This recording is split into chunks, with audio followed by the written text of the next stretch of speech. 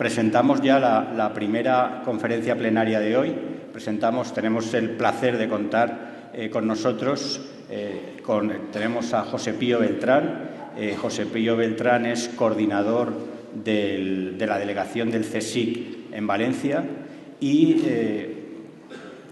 con un importantísimo currículum que no vamos a detallar, pero sí que me gustaría resaltar, por un lado, es un doctor en químicas que trabaja en el IBMCP, Instituto de Biología Molecular y Celular de Plantas, que es un ejemplo vivo también de lo que nos une aquí, que es visualizar cómo las ciencias no están parcializadas y, aunque es químico, está trabajando con temas relacionados con plantas, con genética, evidentemente utilizando modelos matemáticos, es decir, que luego todo está imbricado. Y luego también resaltar de José Pío, que es una persona volcada en la divulgación.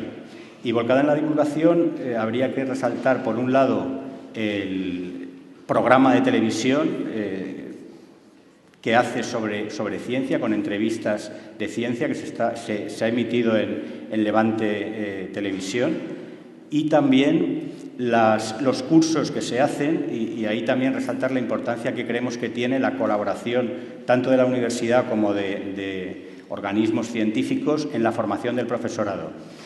Yo, por ejemplo, he sido asistente a varios de estos cursos montados por el IBMCP y no solamente son cursos prácticos fabulosos, sino que además es un curso donde te vas luego con una caja con todos los materiales que hacen falta para realizar las prácticas en las que te han dado formación, lo cual es algo importante para nosotros profesores, siempre tan escasos de recursos.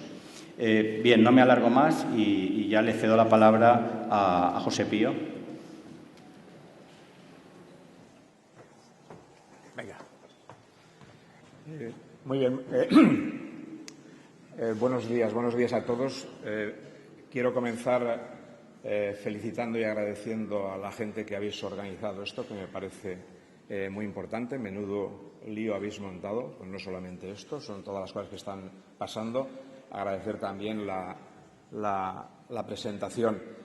Hoy es verdad que yo dirijo un laboratorio que es de biotecnología, de desarrollo de flores y frutos, pero hoy apenas hablaré de estas cosas, porque me interesa más explicar cómo vemos desde el CSIC el tema de la divulgación per se, y no cómo lo vemos, sino qué estamos haciendo en temas de divulgación, no solamente lo que hago yo, sino lo que hacen algunos otros compañeros también. La divulgación es, a pesar de que hay todavía muchos investigadores que la consideran como una María, es algo absolutamente necesario si queremos que, además de lo más importante, que es la educación en valores, también la ciencia como productora de conocimiento la podamos canalizar hacia la sociedad. Creemos en el CSIC que esto tiene un potencial grande que para tener un impacto económico, es lo primero, social también a nivel organizativo, y dejo para lo último, casi lo más importante, lo que necesitamos más, cultural, es incluir la ciencia en lo que es la cultura. Y obviamente hoy estamos aquí, está claro por los que estáis aquí que digamos, una de las dianas, porque divulgación se puede hacer de muchas maneras y dirigida a muchos públicos, que una de las dianas fundamentales, claves. Yo alguna vez he pensado que tendríamos que dedicarnos los científicos a explicarle a los políticos, pero qué va, están demasiado lejos para entenderlo. Yo creo que es mucho mejor enfocarlo hacia los chicos y las chicas que están comenzando, que están empezando, y ahí el papel entre los profesores y los investigadores juntos creo que es fundamental. Yo para el que no esté familiarizado con lo que es el CSIC, diré unas pocas cosas sobre el CSIC. Y me centraré en explicar, para los que no conozcáis, algunos las conoceréis, lógicamente, las iniciativas que tenemos y que fomentamos desde la delegación del CSIC, dirigido específicamente a enseñanza secundaria, también a FP, Y terminaré hablando de este programa de televisión que mencionaban al principio, porque pienso, a raíz de mi experiencia visitándoos a vosotros en los institutos, yo pienso que puede tener un potencial que puede ser útil para vosotros. Y eso ya me lo diréis luego vosotros si creéis que es así o no. Bien, el CSIC nace después de nuestra estupenda guerra civil. Llega al lugar, a ocupar el lugar que ocupaba la Junta para Ampliación de Estudios. Hace poco hemos celebrado el 75 aniversario. Es una organización que nace teñida de un cierto color y camino. Y hoy en día, 75 años después, podemos presumir de que el CSIC es una organización fantástica para hacer ciencia. De hecho, fijaros, somos el 6% de los científicos de este país. Ese 6% produce el 20% de la ciencia de este país y somos líderes también en ciencia patentada y ciencia transferida a la sociedad. A nivel europeo estamos detrás de la Max Planck y del CNRS en Francia. Somos la tercera institución y somos la séptima mundial a nivel de producción científica. Es que el CSIC es de todos, porque hay gente que todavía piensa que esto del CSIC es una cosa que hay en Madrid y no es verdad. El CSIC es de todos y ahora lo veréis. Tiene en total unos 125 centros digo unos porque es una cosa muy dinámica. Nosotros abrimos y cerramos centros. O sea, no estamos anclados. En estos momentos estamos abriendo uno en Valencia, como veréis, muy importante, que creo que va a ser muy importante. Y algunos de esos centros tienen un especial impacto social, como puede ser, yo los que os menciono aquí, si no habéis tenido la oportunidad de verlos, os recomiendo ver el Real Jardín Botánico de Madrid como centro de investigación, aparte de como jardín, o el Museo Nacional de Ciencias Naturales, son centros de investigación del CSIC. Y también disponemos de instalaciones muy especiales. Algunas os suenan mucho, que también os digo que sí, algunas, otras va a ser difícil que las veáis. Pero, por ejemplo, la reserva de la Estación Biológica de Doñana, el Parque Nacional de Doñana, tenemos la base de investigación en la Antártida, ahí no podréis ir. Pero tenemos buques, tenemos observatorios astronómicos, tenemos instalaciones de tecnologías para conocer la estructura de macromoléculas muy potentes. Es decir, es una organización muy poderosa. Y es una organización, aparte de ser muy poderosa, y me gusta poner el ejemplo de lo que pasa aquí en la Comunidad Valenciana, es una colaboración que vive completamente implicada con los otros actores en la sociedad. Nosotros tenemos 11 centros de investigación en la Comunidad Valenciana, para los que no lo sepáis, y de los 11, 8 son centros mixtos con otras instituciones, ya sea el Gobierno valenciano o distintas universidades. O sea que este CSIC aislado de la posguerra y tal, o sea, todo esto ya son cuentos chinos. O sea, somos todos la misma cosa. Brevemente, deciros, está el Centro de Investigaciones en Desertificación, el CIDE, está en Moncada, ahí participa la Generalitat y la Universidad de Valencia. Os podéis imaginar las temáticas: cambio climático, efectos sobre el medio ambiente, erosión, estrés hídrico. El Instituto de Agroquímica y Tecnología de Alimentos en Paterna, nuevos y viejos alimentos, procesos de fermentación, cosas tan prosaicas como cómo hacer un buen jamón, cómo hacer un buen pan, pero también en la frontera de los probióticos, de los prebióticos, nuevos alimentos. El Instituto de Acuicultura Torre de la Sal, sabéis que uno de los desafíos para dar de comer a la gente es producir suficientes alimentos. En el caso de la acuicultura, el drama es que no sabemos cómo hacer que los peces crezcan y engorden de forma sana sin comer otros peces. Entonces, ahí están trabajando en eso, nuevas dietas, cómo combatir las enfermedades. El Instituto de Biología Molecular y Celular de Plantas es la misma perspectiva desde el punto de vista de la producción de plantas en unas condiciones, de nuevo, muy agresivas de cambio climático. Tenemos que ser capaces de producir más utilizando menos recursos y, básicamente, nos dedicamos a eso. Cómo podemos tener alimentos mejores en mayor cantidad utilizando menos recursos. El Instituto de Biomedicina, como su nombre indica, tiene la vocación de estudiar los procesos básicos ligados a la salud de las personas, y estos están muy en colaboración con los hospitales y los médicos valencianos. Fijaros, el Instituto de Física Corpuscular es otro centro con la Universidad de Valencia, en Paterna. Los centros de Valencia que tiene el CSIC son muy buenos. Estos centros, sabéis que la mayor cualificación a nivel internacional para centros en España es la cualificación Severo Ochoa. De los 11 centros hay 3 que tienen la cualificación Severo Ochoa. Y esta gente tienen la parte de la física teórica y, bueno, os estaréis hartos de oír hablar del bosón de Higgs y la partícula de Dios y buscamos... Bueno, aquí hay gente de la que está en esa frontera, pero además hay gente que también está en las aplicaciones de la física para distintos temas, la física aplicada.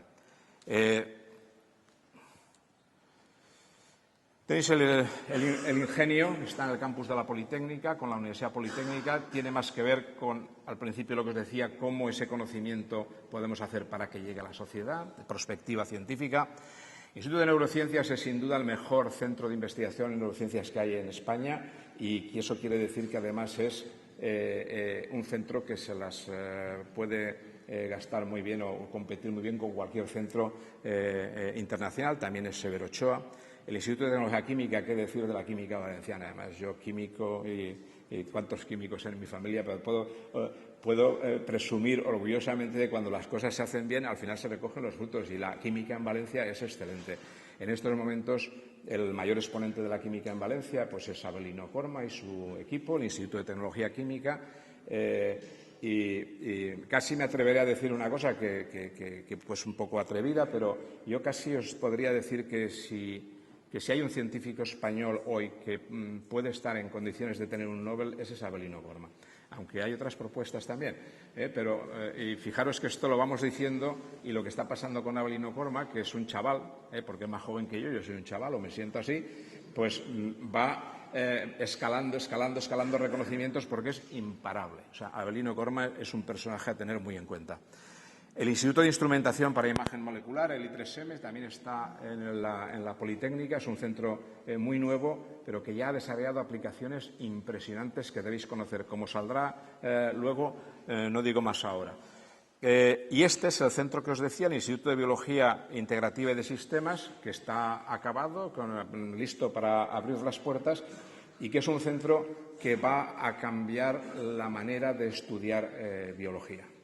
La biología como sistemas complejos donde no solamente colaboran, como decía quien me presentó, los químicos y los biólogos, que son campos relativamente afines, sino ahí vamos a meter juntos a físicos, matemáticos, ingenieros, biólogos, farmacéuticos y vamos a ver cómo de esa unión aparecen nuevas formas de estudiar la biología de este siglo. Bueno, y la sede de la delegación, que estará lista para fines de año, es un edificio estupendo que está en la Plaza de la Virgen. Eso albergará lo que llamamos la Casa de la Ciencia del CSIC en la Comunidad Valenciana y que será como el escaparate donde será posible que todos los valencianos sepan no lo que son estos 11 centros que os he dicho, sino los 125 centros. O sea, vamos a conseguir tener... O sea, alguien me pregunta, ¿es un museo? O sea, no es un museo. O sea, va a ser un sitio donde va a haber muchas actividades de divulgación científica, de presentación de la ciencia a la sociedad y va a estar las puertas abiertas permanentemente para que todos los valencianos puedan conocer mejor esto. Bien, pues dicho esto, quisiera pasar revista a cosas, a lo mejor un poquito singulares, que hacemos o fomentamos desde la delegación, que tienen interés para vosotros. No está Rafa Crespo por aquí, porque creo que estaba hablando de Stalmat en otro sitio, pero el CSIC lleva colaborando con Stalmat desde hace mucho tiempo, porque me parece una iniciativa fantástica.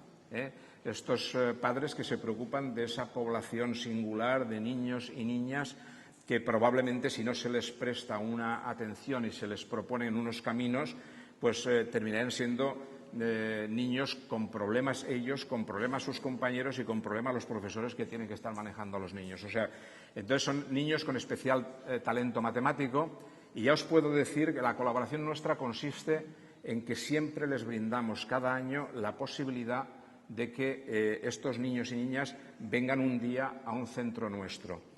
Son niños de Castellón, Valencia y Alicante y eso dificulta mucho, no pueden venir en un día laborable y entonces siempre hay un sábado en el que conseguimos que los investigadores del centro se queden allí. Justamente, al principio, claro, te miran mal, porque todo el mundo quiere organizar su vida, digo los científicos, pero realmente la experiencia que tenemos es que es un disfrute para los investigadores y para los niños el compartir ese día en el laboratorio, y los que tengáis chicos y chicas así, porque están obviamente escolarizados con normalidad, pues ya os habréis dado cuenta de en fin, las cuestiones fantásticas y los puntos de vista fantásticos que estas criaturas a veces ponen encima de la mesa y que dejan con la boca abierta a investigadores y mayores. Bien, pues esto es algo que hacemos y que pensamos seguir haciendo. Tenemos también, de una manera muy regularizada, desde hace muchos años, montado el programa Conciencia SE, y aquí lo que hacemos es permitir que profesores y alumnos de centros de secundaria y FP vengan, esto se hace en días laborables, vengan también a visitar, a compartir un día con uno de los centros, y se pueden cambiar. Luego, al final veréis que yo os he dejado información aquí encima de la mesa, donde está establecido, para los que no lo conozcáis, los sistemas para contactar con nosotros y organizar los que estéis interesados en este tipo de actividades. En principio está abierto a todo el mundo, solamente que tenemos la capacidad que tenemos y hay que ordenarlo. Os hablaré también de cosas que hemos hecho. En este caso sí que son en las que yo personalmente he estado muy implicado. Juegos, la química en nuestra vida y las plantas en nuestra vida. Ahora luego os lo presento. Y también, por supuesto, el programa de televisión La ciencia en nuestra vida. Hay otras actividades. El compañero que me presentó hablaba de que ha asistido a, por ejemplo, las jornadas que hacemos para profesores de institutos de centros de secundaria en el IBMCP, donde es posible. Las últimas han estado dirigidas dentro de este tema que es, nosotros hacemos cultivos biotecnológicos. Si lo quiero decir en plan más bruto, ya digo transgénicos, pero entonces ya me llego a la situación donde muchas veces tengo que decir, me llamo José Pío Beltrán y hago transgénicos, y parece que eres un alcohólico o algo así. Bueno, pues como es un tema que genera tanto debate, pues hemos decidido, porque claro, la gente dice, un transgénico, bueno, esto debe de ser. Y entonces, en el IBCP lo que hemos decidido sencillamente es montar jornadas para que los profesores, en este caso, vengan y vean qué es un transgénico y cómo se hace un transgénico. Lo ven allí y tal, que es una tecnología. Y luego está toda la parte del debate, que yo no he venido a vender transgénicos hoy aquí. Está toda la parte del debate, que es otra cosa. Pero para poder debatir, primero hay que saber. O, por ejemplo, los de neurociencias de Alicante hacen la Semana del Cerebro, llenan durante una semana de actividades, o sea, es algo fantástico. Participamos, lógicamente, con los queridos colegas de la Universidad de Valencia en la Expociencia, dentro de poco, el día 28, tendréis la posibilidad. Y, por ejemplo, también desde la delegación organizamos para toda España lo que es el Día Internacional de la Fascinación por las Plantas, que es un conjunto de... Yo no puedo detenerme ahora mucho, pero toda esa información, si queréis datos, cuando contactéis con nosotros lo vais a tener. Tenéis los datos, como he dicho, en los folletos estos. Javier Martín hoy me acompaña, que está aquí, es el responsable de comunicación en la delegación del CSIC, que es una persona siempre dispuesta a escuchar vuestras sugerencias o canalizar cuestiones. Bien, pues lo de Stalmat ya lo dije. Fijaros, pues cada año, recientemente, me consta, esto es de hace unas semanas, y me consta, he tenido ocasión de reunirme después de esta visita con Salvador Martínez, que es el nuevo director del Instituto de Neurociencias, y me consta que tanto los chicos y chicas como los profesores se quedaron levitando. E insisto, o sea, si tenéis la oportunidad, vale la pena, voy a hablar con Rafa Crespo, y vale la pena que os juntéis un día a una de esas expediciones que hacen en uno de los centros con los chicos y chicas, porque es fantástico, seáis de la rama que seáis, es muy interesante. Pero vamos, han ido visitando el IBMCP, han estado, biomedicina, el IFIC, o sea que estos niños que tienen un gran potencial, la matemática está en la base de muchas de las ciencias experimentales y no experimentales. Chicos y chicas con especial talento matemático son claramente una diana a atraer hacia el mundo de la ciencia. Y además, si encima podemos darles esos marcos de referencia y facilitarles el camino, pues eso es lo que nos preocupa y lo que queremos hacer, más que se sientan bichos raros y gente extraña. Fijaros, esta es nuestra capacidad. Están las cifras. En el curso pasado pues han sido 86 visitas. Estas son las visitas ya de los centros de secundaria y de FP que vienen con sus profesores, vienen los chicos y pasan el día allí. Pues 2.200 alumnos. A mí me parecen bastantes, pero a lo mejor me diréis, bueno, son muy pocos, haría falta más. Nosotros siempre estamos dispuestos a tratar de dar lo máximo, y si tenemos más demanda, pues lógicamente trataremos de dar cabida a más personas. Bueno, los juegos de contenido divulgativo. Os voy a presentar dos juegos. Todo esto también, si entráis en la delegación, lo tenéis. Aquí están para que veáis. Esto es la versión portátil. O sea, esto es del tamaño que un chico, una chica, un profesor puede manejar. Lo tenéis también en tamaños póster, que ese sí lo podéis entrando en la web de la delegación, os lo podéis descargar, y si alguien tiene problemas yo se lo regalo, o sea que me lo dice y se lo enviamos. Estos dos juegos justamente es un contubernio fundamentados en un principio matemático. Es una casilla como de ajedrez, son 16, un cuadro con 16 lugares, y básicamente lo que hay es, en este caso hay 16 personas, ahora os explicaré con detalle, y en este caso hay 16 cosas, hay personas y hay plantas. Pero la gracia que tiene el juego es que hay un truco matemático por el que un chico o una chica que se ponga a jugar, si sigue las instrucciones que están escritas aquí, tiene que hacer una serie de movimientos reglados que dice, pues muévase usted hacia la izquierda, hacia la derecha, hasta que encuentre un blanco o un negro. Ahora en diagonal, sigues una serie de instrucciones. Y la gracia es, los chicos y las chicas no se lo creen al principio, que elijan la casilla que elijan, siempre terminan en el mismo sitio. Y entonces, jugando, al final terminan comprobándolo y al final terminan fijándose en qué saltos están dando y en qué cosas, de qué estamos hablando.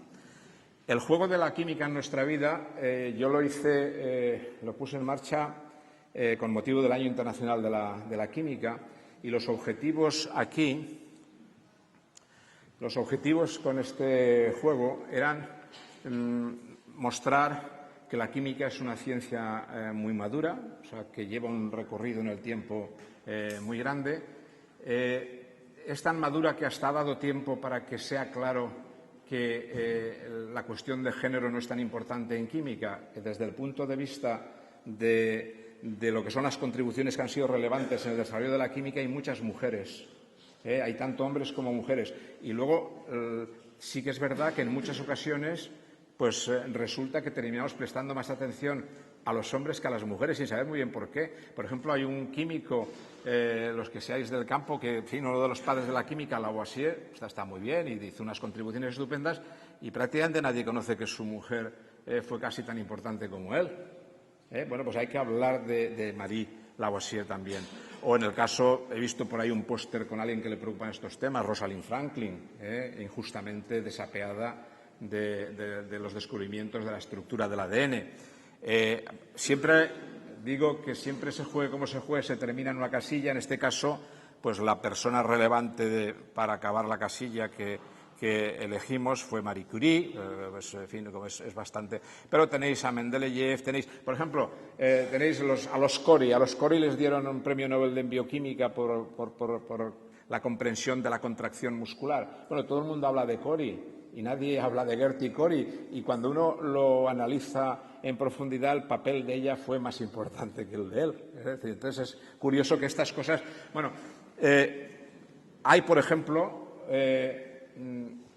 nacionalidades muy diversas. Aquí está Mendeleev, aquí por ejemplo hay un español, Moles. Moles fue un químico relevante durante nuestra guerra civil y desapareció con posterioridad. Ahora veréis que vuelve a haber becas de investigación Moles. O Dorotea Barnes, que fue una gran espectroscopista que también tuvo que exiliarse y desapareció. Bueno, como veis, solamente con este juego hay historia de la química en todo el mundo, orígenes distintos, hombres, mujeres, guerra civil, es decir, que son tantas cosas que, además de hablar de la química concreta que hicieron, que uno puede poner encima de la mesa, que da un juego tremendo, pienso yo, para que profesores y alumnos trabajen. En el caso del otro juego, las plantas en nuestra vida, lo desarrollé pensando en el Día de la Fascinación por las Plantas, que es algo a nivel internacional. De hecho, están implicados 30 países. Nosotros coordinamos las actividades en España.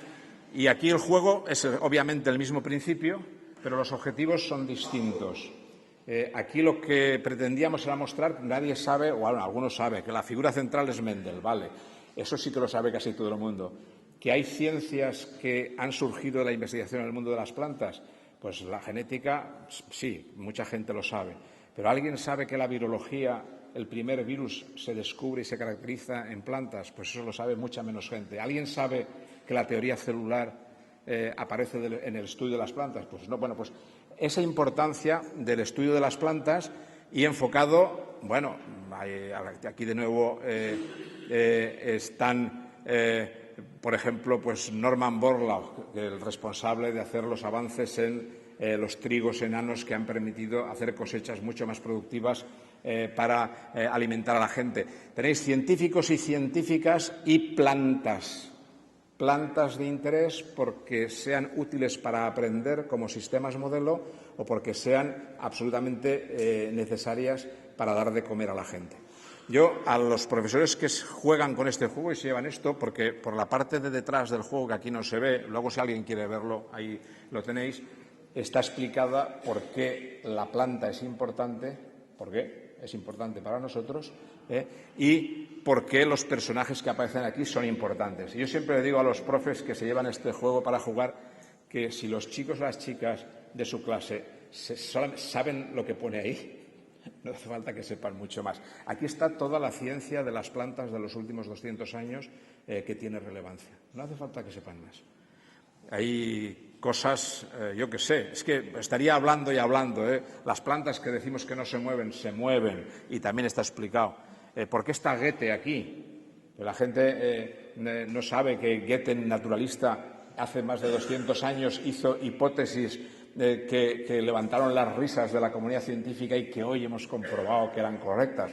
O sea, que es impresionante, o sea, que da para mucho, o sea, da para darse cuenta de cómo el conocimiento avanza a base de hipótesis. A veces, lamentablemente, estas hipótesis nos cuesta mucho tiempo el comprobarlas, porque a veces unos parecen cosas que son risibles y luego encontramos otras obviamente que no. Pero vamos, que de nuevo son instrumentos que a un profe con ganas de sacarle punta puede buscar 2000 caminos.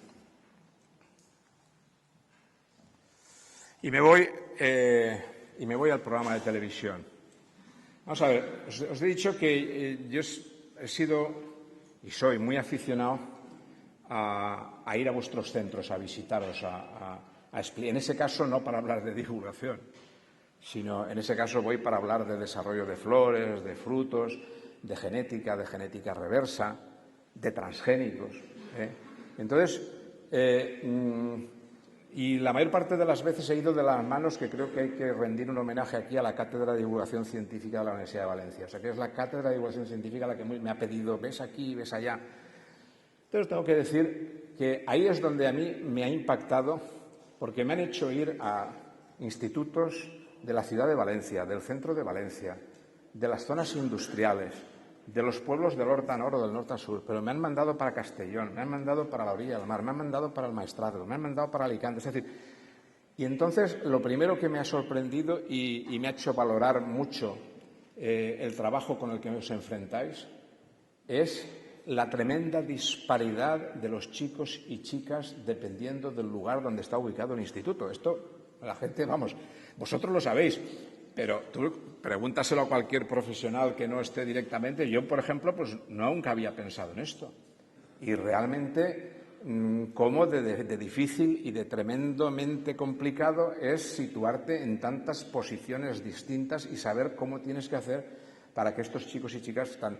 Es impresionante. O sea, bueno, los que os habéis movido de institutos lo habéis padecido o lo habéis vivido en vuestras propias carnes. Y si no, entre vosotros supongo que hablando os habéis dado cuenta, es tremebundo.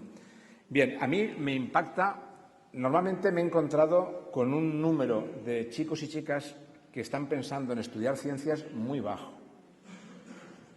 Yo les he preguntado directamente por qué, y entonces las cosas que me dicen también me impactan.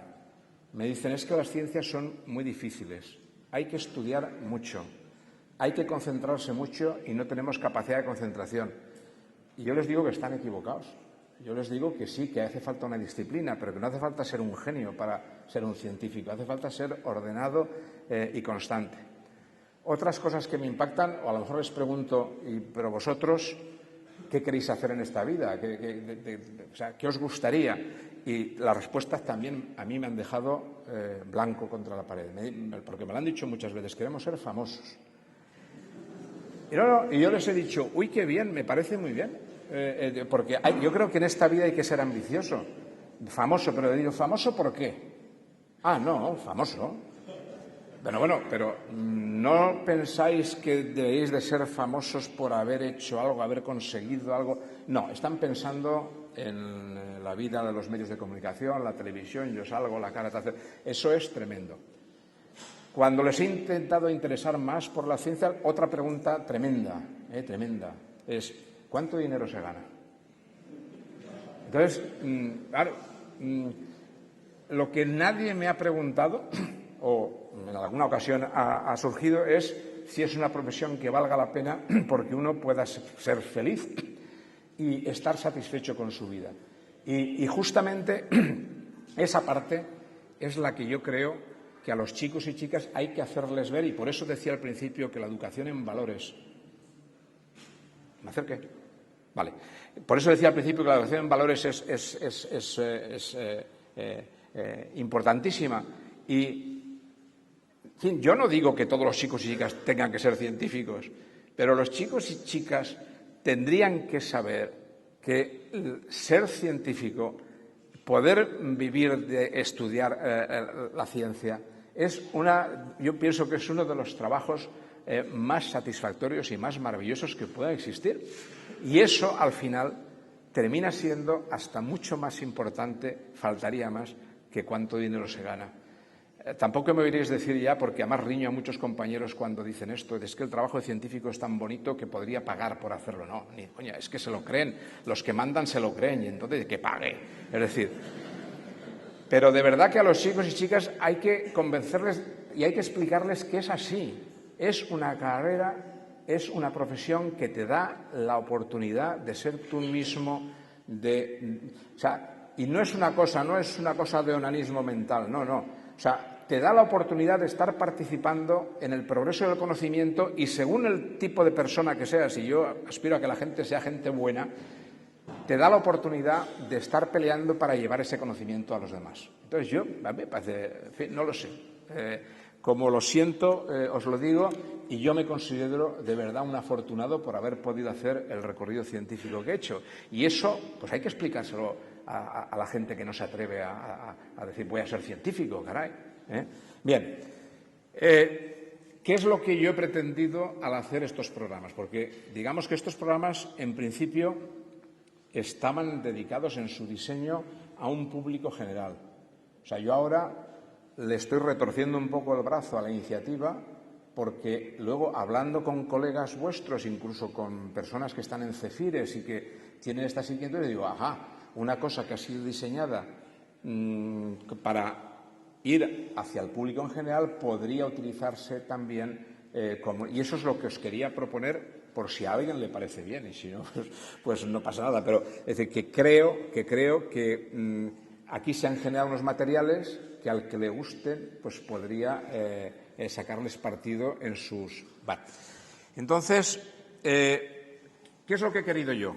Lo que yo he querido es enseñar cómo es el trabajo en los laboratorios, que estar hablando del conocimiento científico en el momento en que se está produciendo, en la frontera del conocimiento. Por tanto, he planteado unos programas que son conversaciones que yo mantengo, no son entrevistas, es una conversación que yo mantengo con un científico que está en la frontera del conocimiento, que me cuenta cómo es su vida investigando, y que además encima está tratando de temas que tienen un potencial impacto social muy grande. O sea, y, bueno, obviamente, claro, de mi conocimiento de las personas, pues está el que sepan contar las cosas con palabras normales y que sepan presentar, porque lamentablemente tenemos también científicos muy buenos que luego no saben contar las cosas. Es decir, que toda esa combinación. Y entonces esta serie de programas, pues os voy a poner la imagen de cada uno de los 10 para que veáis en qué ha consistido y que veáis si pensáis que le podéis sacar punta o no. Fijaros, José María Benlloch, este señor de aquí. Pues mira, empezamos porque es Premio Nacional de Investigación en 2014. Es un profesor de investigación del CSIC, pues claro, sería lo equivalente a ser catedrático en la universidad. Bueno, este ha hecho unas contribuciones impresionantes en el mundo de la física de partículas. Hasta que ha llegado un momento que ha dicho, no, esto no es lo mío. Y entonces dejo la física de partículas y está utilizando todo lo que él sabe como físico de partículas para el diseño de equipamiento científico de interés biomédico. Este hombre ha diseñado un equipo que está por aquí detrás que se llama el MamiPet, que es un PET que permite la detección del cáncer de mama un año antes que la técnica más sofisticada que había hasta ahora. Y con un trato a la mujer mucho más amable que como era hasta ahora. Y esto viene de un señor que ha estado toda la vida buscándole las cosquillas a los quarks, a las partículas, a las subpartículas, y ahora está haciendo esto. Pero no solamente está haciendo eso, está utilizando la resonancia magnética nuclear para evitar las radiaciones cuando vais al dentista, que os están, pues dentro de poco ya no va a hacer falta utilizar radiaciones, muchas otras cosas. Bueno, pues este hombre, como veis, si alguien está encargado de las clases de física o de biología también, está el juego de la interfase entre la física, la medicina, la salud, la enfermedad, la tecnología. Fijaros si se pueden sacar cosas de una conversación. Las conversaciones son de media hora. Son de media hora, pero tocan todos esos aspectos. Esta de aquí es Consuelo Guerri. Esta es la responsable del Laboratorio de Patología Celular del Centro de Investigación Príncipe Felipe. Lleva toda su vida trabajando sobre las bases bioquímicas de la toxicidad del alcohol. Bueno, experta en síndrome alcohólico fetal. Pero, yo os digo que para mí es una gozada. Yo es que aprendo un montón hablando con mis colegas. Porque, por ejemplo, esta me hizo ver que, aparte de todos los problemas del alcohol sobre el sistema nervioso, que todos pensamos que el sistema nervioso se desarrolla y ya en la adolescencia está acabado, y eso es mentira. O sea, esos efectos del alcohol en los botellones del fin de semana. Una cosa es el daño sobre las células del sistema nervioso de los chicos y chicas, y otra cosa es que esos consumos altísimos de alcohol, por ejemplo, interfieren con la absorción del ácido fólico.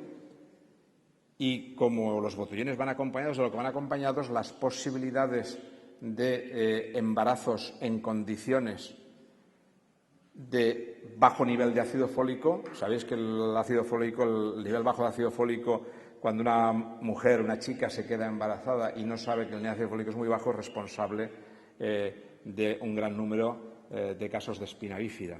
Y 1 de cada 10.000 nacidos aquí en Valencia nace con espina bífida, y eso no tiene cura, eso es tremendo. Bueno, es decir, pues conversar con Chelo Guerri sobre su trabajo, sobre las implicaciones de su trabajo a nivel bioquímico, a nivel social, pero que además que lo puedan escuchar las cosas que te dice un experto, que es un científico que no tiene ningún interés en adoctrinar a nadie para decirle si es bueno o es malo, está bien, sino simplemente qué cosas pasan cuando hacemos una cosa o hacemos otra.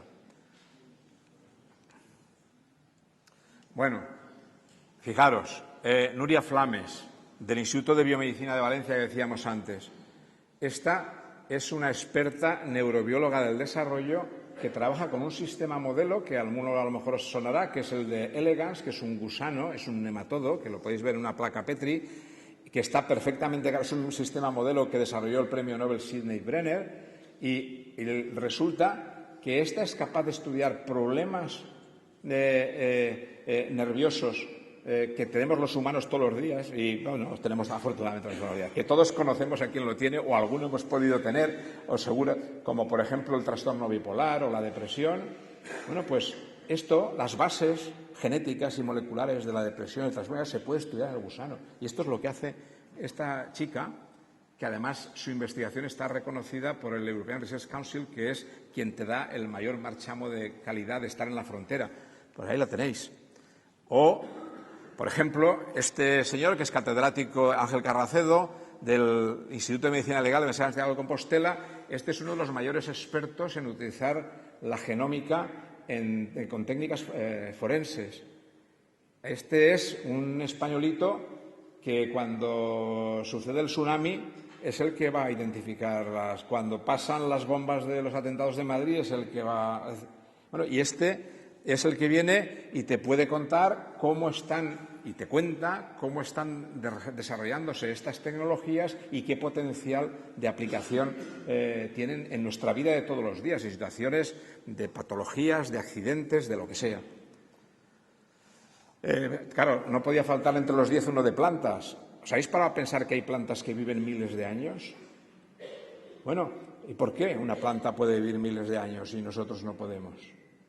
Pues aquí tenemos una investigadora en el Centro de Investigación en Agrigenómica en Barcelona que está estudiando, tratando de desentrañar esas claves de la inmortalidad, vamos, de la longevidad en el mundo de las plantas.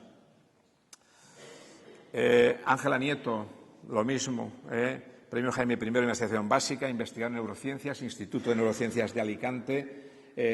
¿Qué tienen en común el desarrollo embrionario con el desarrollo de enfermedades como el cáncer? Es una delicia escucharla hablar de su trabajo. Salud y alimentación del futuro. Daniel Ramón ha sido catedrático de la Universidad de Valencia, ha sido profesor de investigación del CSIC, que en estos momentos es el consejero delegado de una empresa que se llama Biopolis. Nos cuenta ya desde esa perspectiva empresarial qué son los nuevos alimentos, cómo se puede generar un probiótico para que los celíacos vivan mejor. Bueno, cómo es el mundo de la investigación en la empresa privada respecto a lo público.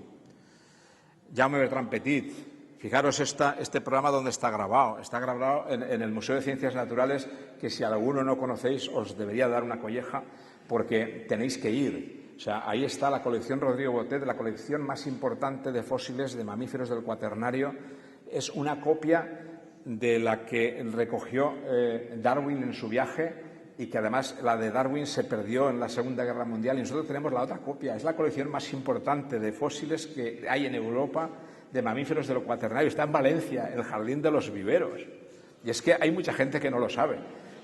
Bueno, pues esto es una conversación con Jaume Bertran Petit, que ha sido el director de ICREA, para sencillamente conversar sobre quiénes somos, o sea, de dónde venimos, a dónde vamos no lo sabemos, pero ya vamos sabiendo bastante quiénes somos y de dónde venimos. Y este fue un programa especial donde cogí a Núria Flames, que era la más jovencita de las mujeres con las que habíamos hecho un programa, a Chelo Guerri, que era la más senior, digamos, y Emilia Matallana, que es una catedrática de bioquímica de la Universidad de Valencia. 3 mujeres, distintas edades, que yo quería que nos contaran cómo había sido y cómo percibían el desarrollo de su carrera científica desde un punto de vista social. ¿Es más fácil, es más difícil? ¿Hay techos de cristal? ¿Subes, no subes? ¿Cómo lo percibes? Interesantísimo ver las explicaciones de cada uno de los 3. 2 de ellas están casadas con científicos, la tercera casada con un mecánico. Yo, si os interesa el tema, os recomiendo que escuchéis lo que dicen las mujeres que han llegado a hacer ciencia de excelencia en este campo de la cuestión de género. Os decía al principio que esta es la última, o sea que creo que voy a poder acabar bien porque me estaban sacando tarjetas ya de José Pío, cuidado. Es la biología de sistemas, la nueva biología, porque es muy importante explicarle a la gente que la forma de hacer biología ha cambiado completamente y que ahora estamos ante el reto de tratar de entender mejor las cosas desde abordajes multidisciplinares. Bueno, entonces yo pienso, y para acabar, pienso, y es lo que he comentado con algunos de vosotros o con algún profesor de CEFIRE, que quizás estos programas que estaban pensados para el público general sería interesante ponerlos a vuestra disposición, porque se me ocurre que los profesores que les puede interesar alguno de estos temas pueden tener un marco de referencia. Tienen la gracia de que, bueno, casi todos los entrevistados o los de las conversaciones están aquí en Valencia, algunos no, pero son suficientemente cercanos para que, si esto lo veis con los chicos y chicas a los que les dais clases, vean que hay ciencia de frontera que se está haciendo. O sea, no es una cosa de yanquis y de americanos y de gente, es que están en los laboratorios al lado, que hasta pueden tener la posibilidad de visitarlos o de hablar con ellos, que hasta se puede ver cómo traer a los investigadores esos directamente a hablar con ellos. Y yo pienso que debe de ser posible que un profe que le interese uno de estos temas o distintas ramas que se hablan del tema, lo tenga, se piense lo que le podría ser útil para su clase y pudiera preparar un visionado conjunto con los alumnos del programa y poner tareas a los chicos y chicas para que se vayan a casa y al día siguiente o cuando toque poder debatir con ellos. Con lo cual, se cumplen todos los objetivos de tener ciencia de calidad, ciencia bien contada, temas de impacto social, temas que les tienen que interesar por necesidad a los chicos y chicas, y una herramienta fácil que la tenéis ya y que os puede servir de base, porque cada uno de estos temas, lógicamente, además permite que le podáis rellenar con 20.000 cosas. Incluso si, dicho esto, porque esto es una idea de conversación, os lo dejo encima de la mesa para que si a alguien se le ocurre, incluso como yo haré más, ya me gustaría que alguno de vosotros me dijera, pues José Pío, yo creo que habría que hacerlo de esta otra manera, o que habría que, ¿sabéis? O sea, es decir, que yo os ofrezco el material que está generado, ahí lo tenéis, y si entre todos, entre investigadores y gente que queremos divulgar y vosotros que tenéis que enseñar todos los días, encontramos fórmulas para que os sea más fácil la vida y a vosotros, y que consigamos nosotros también que los chicos y chicas se acerquen al mundo de la ciencia sin esa edad, pues tanto mejor. Y con esto creo que estoy en tiempo. Gracias por vuestra atención.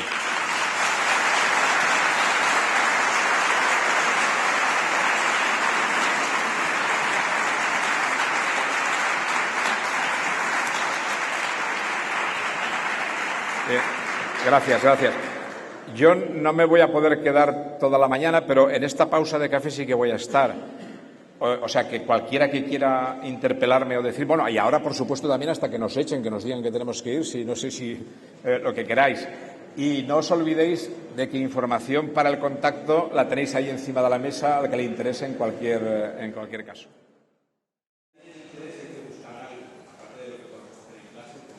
Sí.